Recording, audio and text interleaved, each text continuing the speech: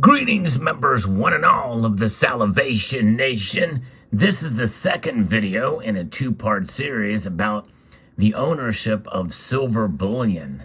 In the previous video, which I'll link to at the end screen of this video, so stay tuned to the end, we talked about who owned the most silver in the past.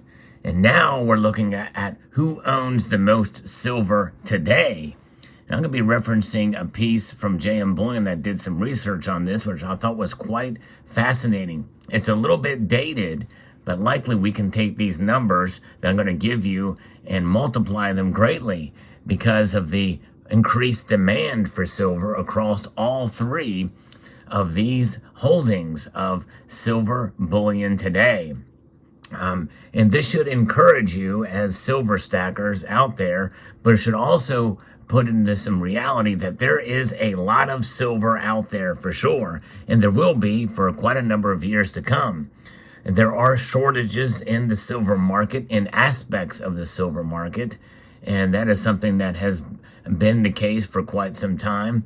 And as of the recording of this video, it continues to be the case, especially on the COMEX, which is what we're going to talk about in this video. That's one of the areas we're going to discuss. So we know that the current holdings and where they reside in bullion form are quite expansive, but there's a lot more silver that is used in industry as well. And you have to keep that in mind as we look at this, especially with regards to the price movement of silver. Today's total transparent silver investment funds and exchange depositories hold now just over 920,000 million ounces of silver. That number is a little bit hard to grasp because, 920,000 million? Yeah, that is close to 1 billion ounces of silver. But if you compare it to the world with well over $260 trillion in verifiable assets, and likely that number is far higher now than ever before, especially with inflation, about $20 billion in silver value, or 1 part per 13,000, is really next to nothing. The key here is that silver is a very small market. In progression from today's largest known silver hoards, JP Morgan's silver warehouse inventory used in the COMEX is definitely the third largest now.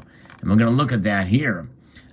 So physical silver supply deficits have become the norm really over the past 15, 20 years now.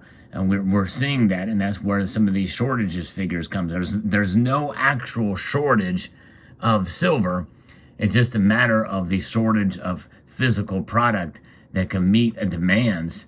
In other words, it's manufacturing process, it's the amount of bars per se, contract size bars that make their way through the COMEX, and we're seeing that those start to dwindle fairly substantially as I record this video. But those stockpiles can be reconstituted, or we should expect them to be reconstituted, and at least through some time. I don't know exactly when, but so let's take a look at number 3. It is the JP Morgan Silver COMEX Depository. About the same time that silver bullion was hitting near its $50 high in late April of 2011, JP Morgan began stockpiling silver bullion in its COMEX warehouse. And although JP Morgan has occasionally allowed registered silver stocks to be withdrawn, the trend is really nothing to now, with over 95 to 100 million ounces of silver has been fairly steady. But again, some of those stockpiles have been dwindling here as I record this video. No other silver warehouse in the COMEX have stockpiled silver like JP Morgan. Overall, the other 5 silver warehouses combined have dropped their silver inventories over the same near 6-year time frame as of the publishing of this piece. The data has led many silver industry commentators to publicly speculate over JP Morgan's motivations, as her silver warehouse now holds about half of all deliverable silver bullion on the COMEX, which is the largest silver price influencing commodity exchange in the world. And so now, and that is just it. And there's a lot. JP Morgan holds a lot of silver, and it's not just in the COMEX, by the way. They are part of another large holding for number 2 in this list, and that is the ETF iShares SLV silver stockpile. And, this is something that's a little bit more complex. The silver stockpile for SLV, you got to understand that it is made up of different institutions. BlackRock should be a name that sticks out to you all because they are, they have their hands in this as well too through the Delaware Trust Sponsor LLC, and then we also have the Bank of New York Mellon, and also the overseas trust silver stockpile is JP Morgan Chase Bank. Yes, indeed, JP Morgan, pretty big in these in these holdings here for the SLV. And when you see what this is, all of these different institutions, you've got the prospectus and the authorized participants that are published. At the time of this, or the piece here, the physical silver bullion deposits withdrawals are done in share baskets, and those share baskets represent about 500,000 ounces of physical silver bullion. And of course, you know that the contract size themselves are 1,000 and 5,000 ounce bars.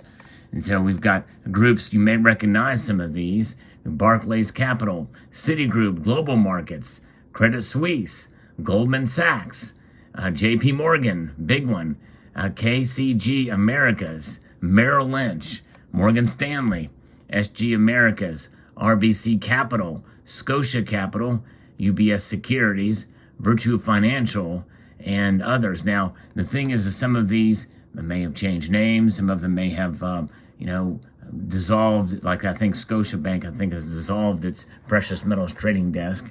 But nonetheless, there are lots of players in there. So how much silver bullion does the SLV have? Since launching in April of 2006, the SLV Trust has accumulated well over 338,000 million ounces of silver bullion. Amazing. Interestingly, unlike the popular ETF GLD, silver spot price has declined fairly substantially. And we also know that for all of the silver held in there, 338 million ounces of silver bullion, there's a lot more of the derivatives. It is not tracked or backed by the actual physical holdings that are there. And so when you buy SLV, that ETF, you are not buying a share of actual bullion. You are exposing yourself to the price of silver bullion. There's a big difference, but there's a lot of silver there, but not nearly enough to cover the derivative markets from which it is derived. And that leads us to what I have been encouraging folks to do. Unless the actual silver share that you buy is represented by the actual bullion on a 1-to-1 scale, there is, I think Sprott has one, PSLV would be one example of that. But even as such, I encourage folks to actually buy the actual physical metal, like what you see in this display before you here. There's nothing like holding the physical. And what I'm about to tell you now should encourage you, because by a long shot, the actual who owns the most silver bullion today, it is you, and it is me.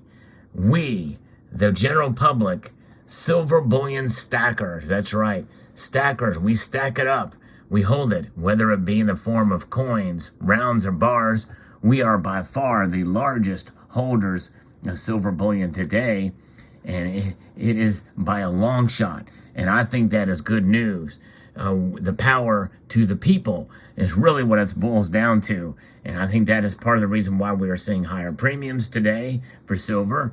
And a lot of that can be attributed to multiple different factors, but demand is through the roof right now. People are buying like crazy. In fact, as of the time of the recording of this video, my local coin shop has been wiped out of all of their 1-ounce bullion pieces, and very few larger size pieces as well too.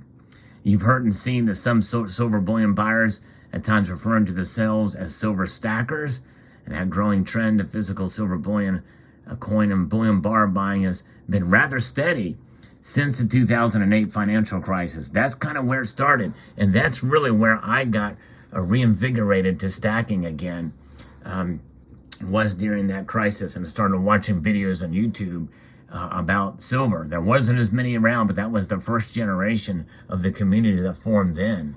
But nonetheless, many of today's silver bullion buyers are able to sleep better knowing that they have some direct wealth outside of the banking and financial system. Often silver bullion buyers would argue that bank and financial sector still requires real structural reforms before trust with their wealth is merited. A large percentage of the silver bullion buying public are avid and disciplined silver buyers. Much of their discretionary cash is consistently sidelined, waiting to be used to buy silver bullion, especially during dramatic silver spot price dips. And we've seen some of those dips in recent days and recent months, and it has been quite fascinating, and people have been taking advantage.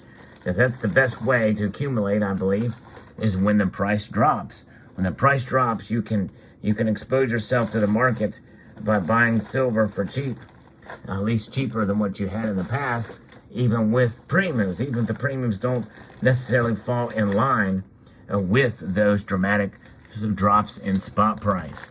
And so that should encourage those of you who are stackers. So unlike virtually all government-partnered central banks who buy and hoard about a fifth of all the gold, never mind, the investing public is today more and more apt to buy and own physical silver bullion over gold bullion for personal monetary savings and reserves, perhaps due to the amount of troy ounces they get for their cash, or the fundamental factors driving many to believe silver to be more undervalued than gold, especially when the gold to silver ratio has been flirting with 100 to 1 recently.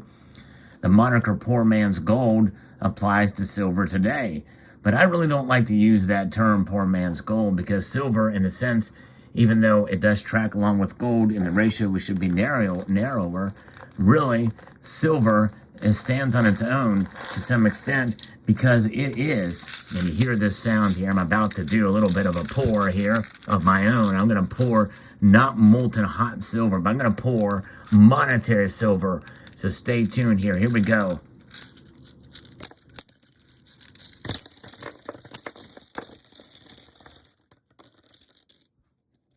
That's monetary silver right there, folks. And that is the silver to celebrate, because the major monetary metal in history is, without a doubt, has been silver, not gold. Gold has been treasured and has been held. It has been a store of value. It is indeed money, but for the vast amount of human history, silver indeed has been a much more widely dispersed monetary metal. And you can see represented here in this display that I poured here, these are examples. This is a silver quarter and has been utilized in transactions and all of these coins here for quite a number of years. It is only in recent history that it stopped being used as money and certainly as currency by association. Silver is the people's money of choice and appears to be becoming more and more true every year. 28% of the world's entire yearly supply of silver was used for investment silver bullion coins on average, bar fabrication. And, with the growing demand for silver as an industrial metal, with that quarter of the pie, just a little bit of that, or a little bit more, a little bit less from time to time, is growing as well too. And so when you hold silver in your hand in the form of coins, rounds, bars, or even old constitutional, or what I refer to as spending silver, because there were some other coins utilized in transactions around the world, and you see the wear on these coins, I think that gives you a sense of just how prominent silver was utilized as money for these thousands of years. So we've had a lot of silver being used, and you are holding it. If you look at the world silver supply and demand, a chart dating back to 2006 and moving up, you see a dramatic increase of world physical silver bar and coin demand. it has been amazing to see. The world of stacking silver has been profound. And so therefore, I think it is incumbent upon us to celebrate and to appreciate what we do hold with our gold, and especially, in this case, our silver holdings. So stack on and continue to hold at the very least, and know that you are holding something of value and worth when you stack silver. Let me know what your thoughts are in the comment section below. Hope you found this video insightful. I'd like to extend a multitude of gratitude to you all for taking the time to watch, and encourage you to please rate, share, comment, and subscribe.